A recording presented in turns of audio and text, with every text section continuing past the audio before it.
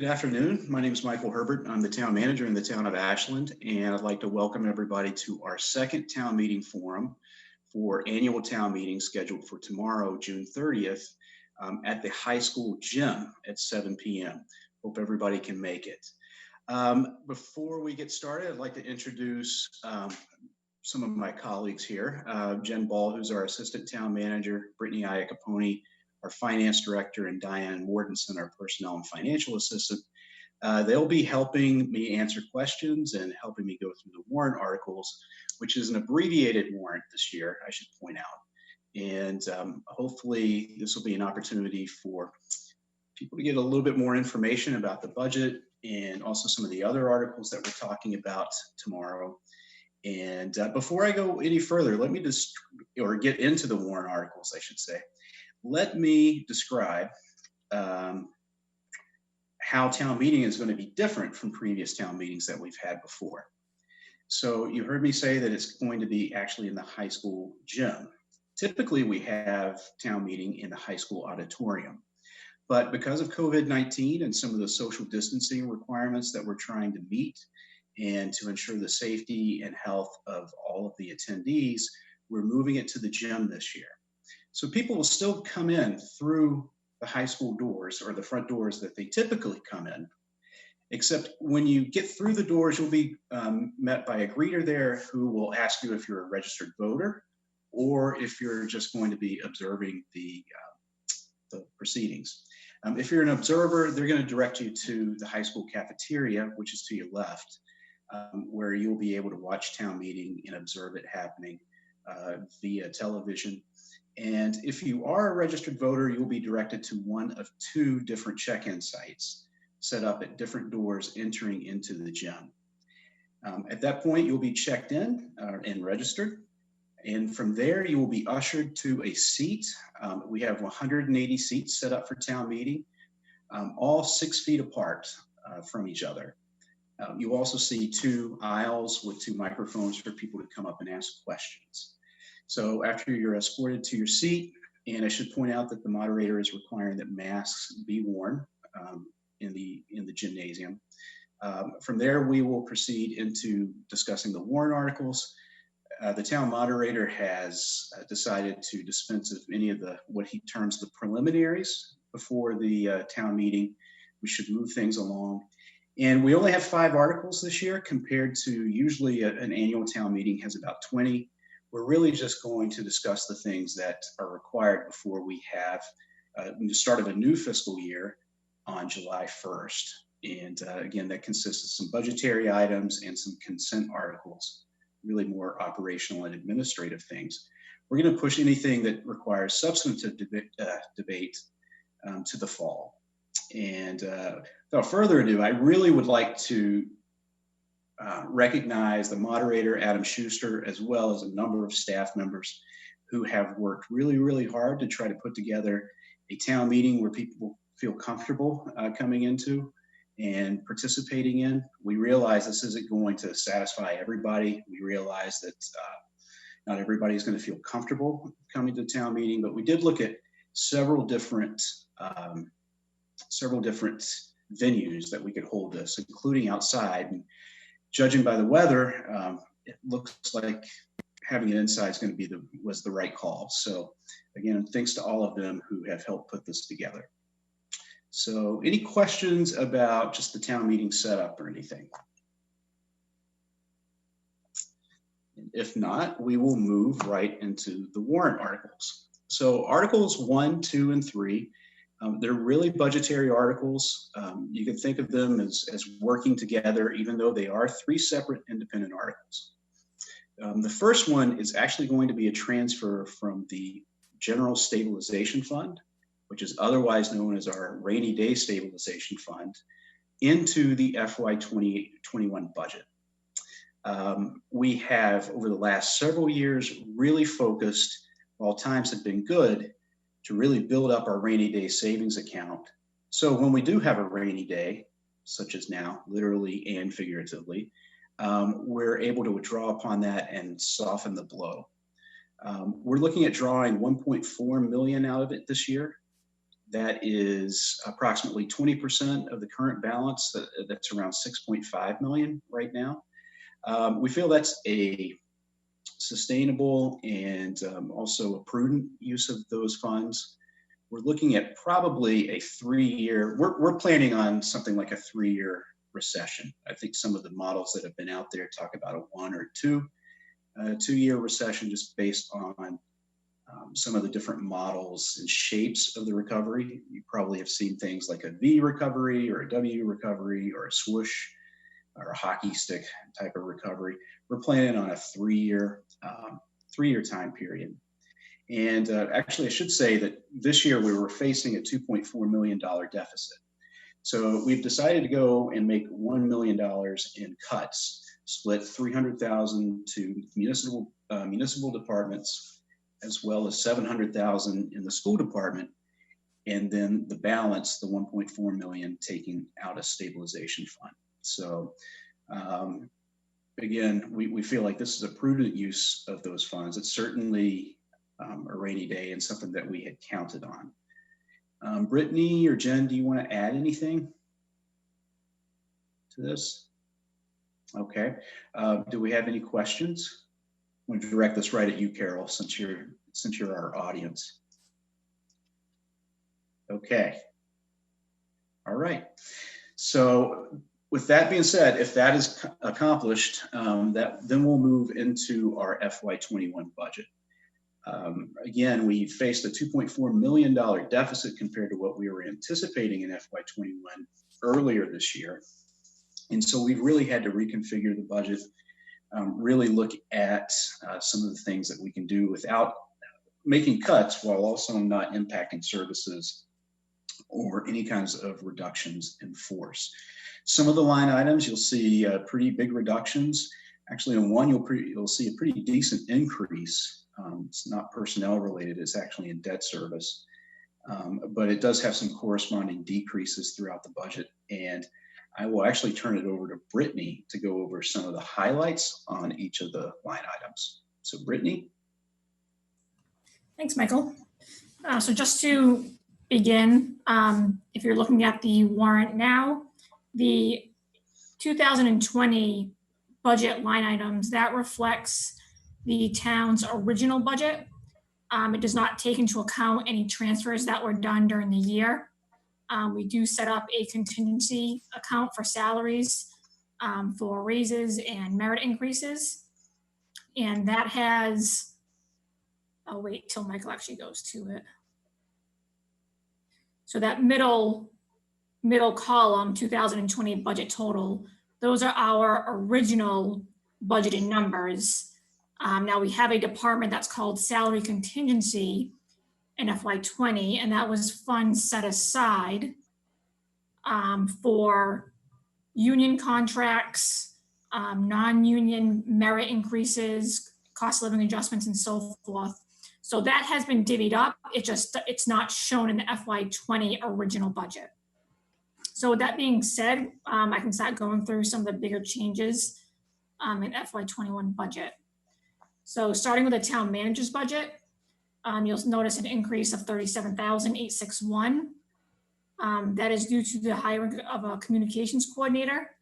A portion of that individual salary is being charged to the town manager's department, and the remainder of that salary is being charged to a newly created Economic Development Special Revenue Fund.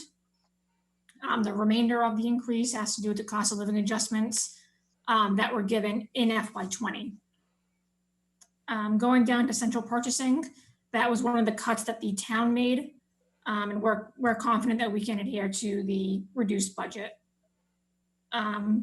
Going further down to town council, you'll see a reduction of $35,000.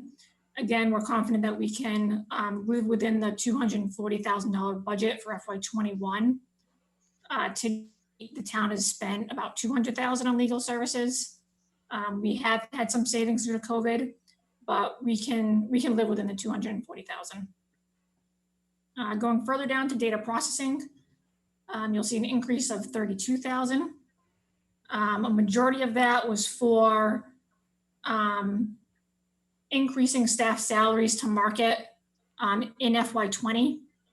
And the remainder of that increase relates to contractual increases and obligations the town has with vendors, such as our financial and collections and billing software, and also the town increasing storage on employees' computers.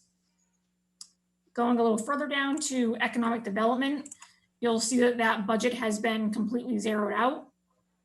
And that budget is actually being transferred to a newly created economic development special revenue fund that was passed, I believe, at the last town meeting about a year ago or a year and a half ago. So that is where this budget will now be shifted to. Going further down to planning and inspections. Planning, you see an increase of about 20,000. That's due to the town hiring a new town planner at a higher salary than the previous planner. Inspections, you'll see a decrease of 20,000, or a little more than 20,000. The town has seen decreased growth now in town after a huge growth period, and our inspectors are paid per inspection. So we are expecting less wiring inspections, plumbing, electrical, and so forth. Going further down to fire, you'll see a huge decrease of 276,000.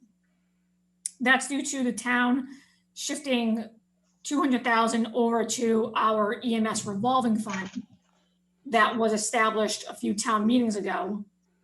And the town also found savings in other overtime accounts and non-payroll accounts as well. Human services, we have an increase there of about 21,000. That's due to adjusting staff salaries to the market in FY20. Same goes for the library department.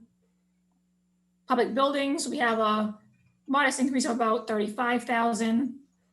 The town hired a new maintenance technician, but we're also retaining the previous position in that department. A portion of his salary is still being charged here, about 10% or 15%. And the remainder of his salary is being charged as he's overseeing the Warren Woods district. And also we increased some of the non-payroll line items in that budget to just keep up with building maintenance and repairs. You'll see an increase in highway of about 90,000. That's due to an addition of a new account called property and trail maintenance. And we also increased some other non-payroll line items per request of the department head to properly fund the account and keep up with some of the items there. You'll see a decrease in Keefe Tech. That is our Keefe Tech assessment that comes directly from the school there. And the town has complied with their request to fund the full assessment at $1,073,000. Non-excluded debt, that has increased 950,000. As Michael stated previously, 200,000 of that is for previously authorized projects at town meeting, and the remainder of 750,000 that has been set aside for the new public safety building within the levy. Employer retirement, that has increased 83,000. That assessment the town receives directly from the Middlesex retirement system.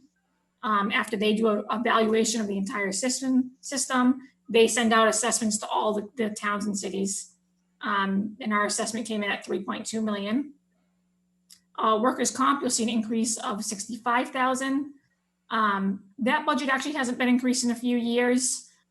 So we really were due to increase it, and that is a function of payroll. That's how the premium works for that type of insurance. So we adjusted it accordingly. You'll see a huge decrease in the salary contingency line item that actually has been zeroed out. The non-union staff as well as the union staff among town and I believe school have agreed to essentially freeze salaries for the FY21 budget year and defer any cost of living adjustments until the following year. And going down to the enterprise funds, there is a memo on the Ashland, Mass website under the finance and accounting webpage. I believe it's titled Enterprise Fund Budget Information, and you'll find a wealth of information in that memo that correlates to every increase and decrease in these line items. Just to highlight a few of the major items though, the water enterprise fund is going down 137,000, and that is mainly due to a decrease in capital items requested, and that's per our 5-year capital plan. The sewer enterprise fund budget is going down about almost 200,000, and that is mainly due to our Framingham assessment going down or being budgeted at $100,000 less than the prior year. And also we've had a reduction in principal and interest costs in FY21 for sewer. Our West Union District sewer design and sewer construction debt was paid off or will be paid off in FY20. Trash collection, you'll see an increase there of 100,000. That is due to China no longer accepting certain recyclables and the cost being shifted now to vendors to find a different way to rid of certain recycling. That cost is trickled down to towns and cities. Field management, there's an increase there of about 19,000. There's some capital that will be done there on the girls softball fields. Stormwater, you're seeing an increase there of about 13,000, and that's really just for contracted services within that department. And that's about it for the budget side. Thanks, Brittany. Just before we open it up, I do want to just revisit a couple of these. So first of all, the fire department, you do see that there's a large decrease there. And Brittany spoke to the fact that we are actually moving some things onto what we call an ambulance revolving fund. So the fees that the town is paid for providing ambulance services goes to a special individual account that can only be used for providing ambulance and paramedic services. So we are moving more things onto that. Should also point out, you might find it hard to believe, but we're actually able to increase our fire department staffing by 4, even with this type of reduction in the general fund budget. That's because we've been successful in obtaining what's called a SAFER grant.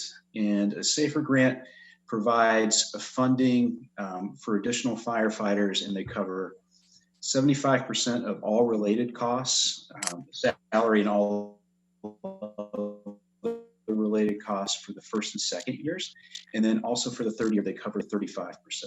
Fourth year and beyond, it becomes, the town has to carry the full load of that. So we've planned this out to where we can, when that fourth year comes, we can still handle this increase in staffing. It's something that, we've desperately needed.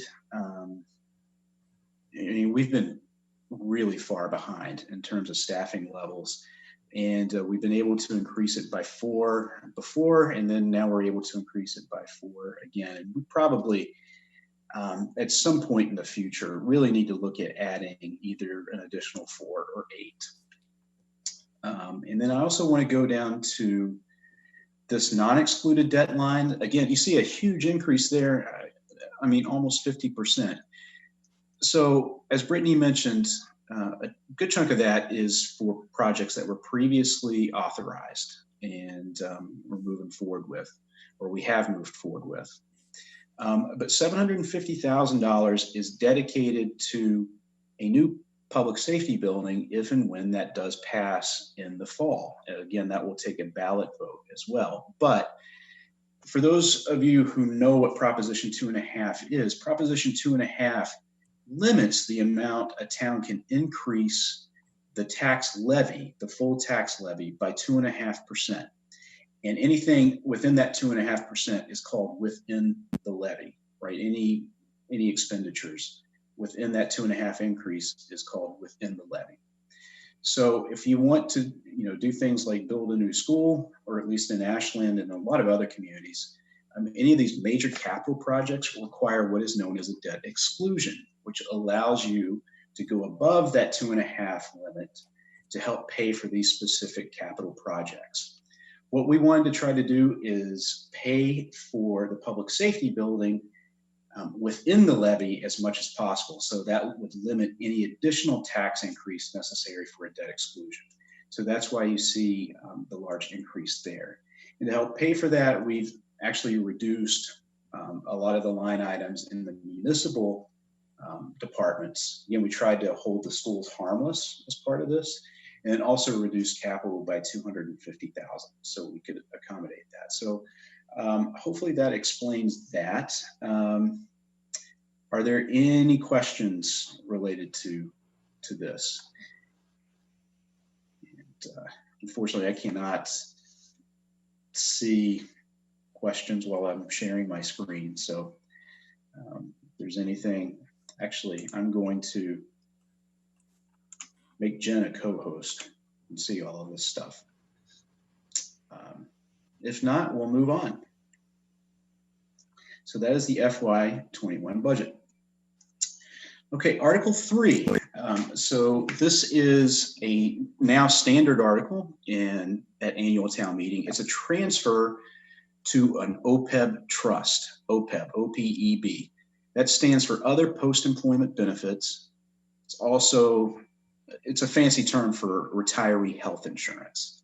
And so the way this works is that every 2 years, we do an actuarial study about what that liability is going to look like as it's aggregated over a number of years, usually about 20 years. And so the way they do that is they look at your payroll and your staffing levels now, anticipate what it's going to be in the future. And then they also factor in things like how long people are expected to live, also what kind of increases we should see in health insurance over those decades.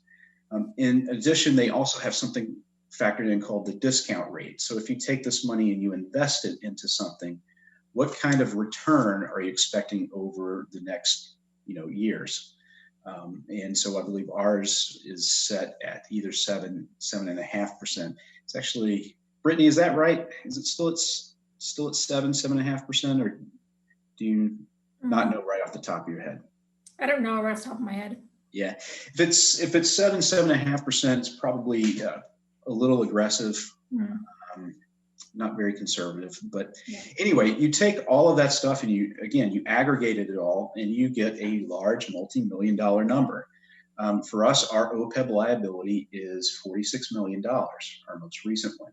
I don't want people to think that means that at some point in the future, the town's going to have to write a $46 million check to cover this OPEB liability. That's not what it means.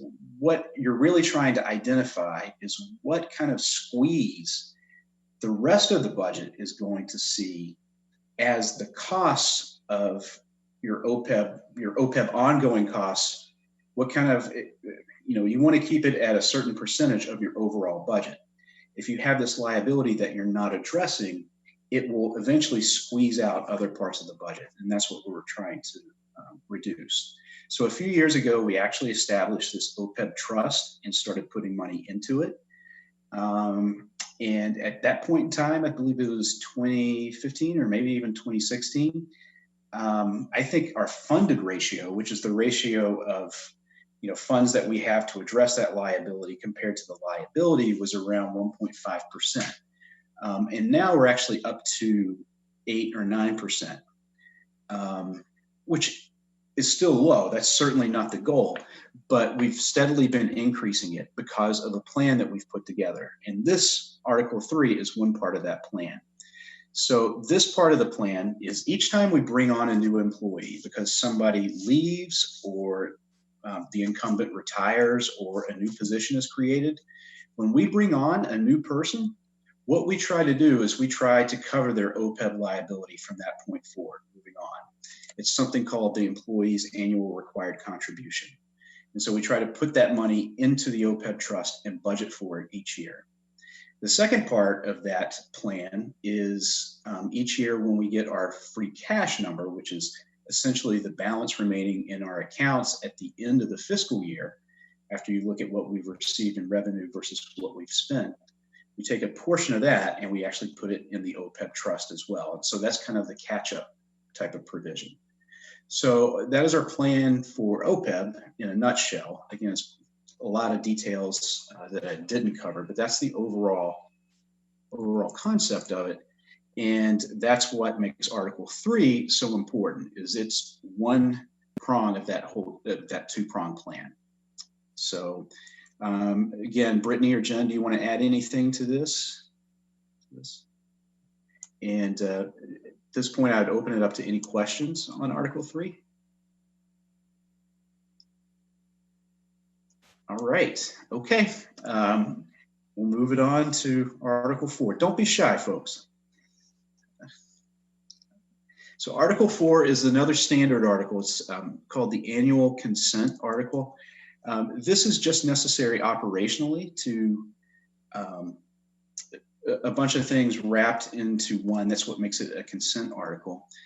Really, the main part of this is the revolving fund authorizations. So I mentioned the ambulance revolving fund. We also have a number of revolving funds in addition to that each year annually require authorization. And so that authorization comes into this article.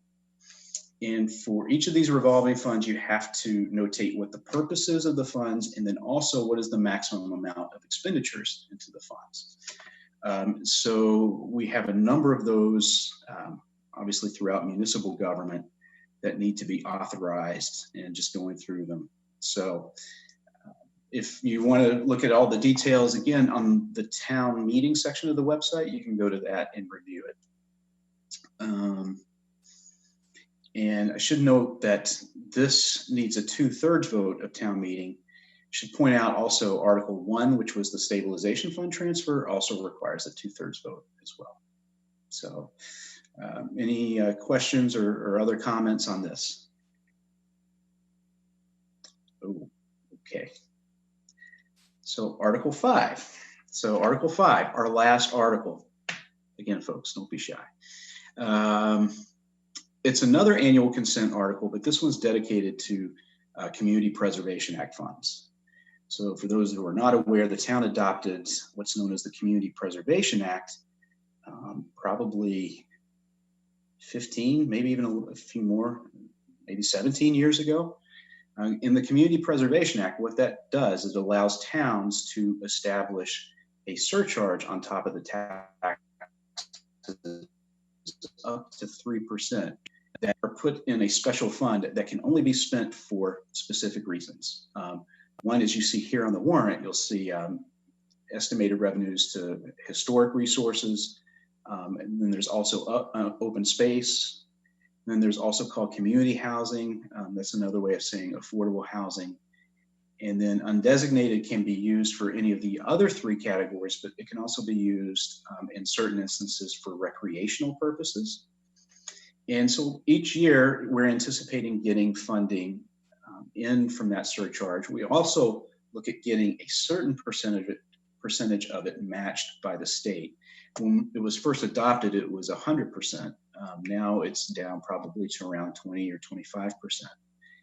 And so what this article does is it authorizes us to accept those revenues, but then also it allows us to expend funds to pay for the borrowings associated with previous purchases made through Community Preservation Act, using Community Preservation Act funds. And there are three specific ones. One's Oak Street, a large parcel of land on Oak Street that we took by eminent domain, and the courts found that the town actually undervalued that property significantly, so it was forced to come up with about $4 million more, and so that's associated with that. And then also there's a second one, which is the high school athletic fields. that was obviously, you know, the funds at the athletic fields at Ashland High School. And then finally, it's also to pay for the acquisition of Warren Woods through different accounts. And so that is Article 5, and actually that is this year's annual town meeting warrant. So does anybody, I'll circle back, does anybody have any comments or questions related to Article 5 or actually any of the other articles? If I can. All right, I do not necessarily see anything. So I'm just actually kind of observing some of the Facebook comments as well. Joe Mignani had indicated that he just wanted me to go through just kind of some of the logistics again related to a town meeting. Again, this is really a very different town meeting because of COVID-19. And it's not perfect, it's not ideal. There really was just like no solution that was going to basically check every box. And so we're unfortunately put in a situation where we had to pick the better of a number of bad choices, the best of a number of bad choices, and realizing that not everybody was going to be happy with those. Still, there are still things that you need to do before July 1st. And under a town meeting form of government, town meeting is the legislative body, so you hold town meeting before that. This year, we've done it a little bit differently. So it will still be at Ashland High School, again, tomorrow at 7 p.m. You'll go through the front doors. And again, instead of moving into the auditorium, you will actually go to one of two different check-in locations that are right next to the entrances to the gym. And you will go in and you will be directed to specific tables to check in. From that point, you get checked in. You will have an usher escort you into the gym, where the entire gym has been set up with chairs, 180 chairs, set 6 feet apart, with two very well marked and easy to see lanes, or aisles, I should say, with microphones set up so people can come up and ask questions, should they have any questions, or make any comments related to any of the articles. And then we'll also have provisions there to make sure that the mics are clean, and we can move them for different people and stuff, so they don't have to touch the microphones as much as they might do during a normal town meeting. Hopefully this is the last time we have to do this for a town meeting. I think you would all agree with me that that's probably a good thing. I should also point out that unfortunately, just because of COVID-19 and some of the things that we're dealing with as town government and town officials, we have not been able to put together the type of documentation, especially the budget, the way that we would like to. Typically, Brittany puts together a 400 plus page document that contains all the information about the budget and financial analyses and basically anything you wanted to know about town government and the town organization. Usually tries to put that all together and put it out to people at least 2 weeks before town meeting, at least the final version. And unfortunately, we're not going to be able to do that this year. The general budget has been uploaded and it's been part of the town meeting website for a while. And then we will also have more detail at town meeting itself, so with individual line items. So I think that's about it. Again, I'll open it up to anybody who wants to make comments or have questions. Jen, Brittany, Diane, okay. All right. Well, I want to thank all of you for watching and attending and participating. I hope you found this helpful. And again, town meeting tomorrow, 7 p.m., June 30th, getting it right in before the fiscal year starts on July 1st. And I hope to see you all there. I want to thank you all again, those of you who are planning on participating, and I look forward to seeing you tomorrow. All right. Have a good day, everybody.